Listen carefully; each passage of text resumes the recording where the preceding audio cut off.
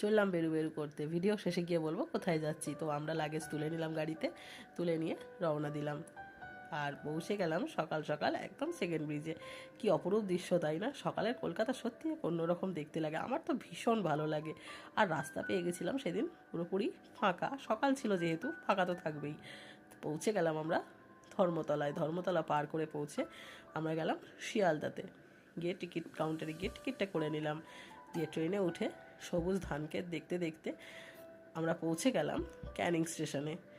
পৌঁছে গিয়ে এবারে বলি কোথায় যাচ্ছি। আমরা যাচ্ছি সুন্দরবনে, যেটা আছে 3 দিন 2 রাতের প্যাকেজ। আমাদের প্যাকেজে ইনক্লুড ছিল আমাদের টোটো, যেটা আসবে যাওয়া সবটাই টোটো।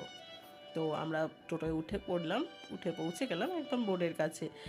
আর সত্যি কথা দারুণ ছিল অভিজ্ঞতা এতটুকু। আর বাদবাকি সুন্দরবনের ভিডিও দেখার জন্য প্লিজ আমার চ্যানেলটাকে সাবস্ক্রাইব করে দিও। Thank you so much.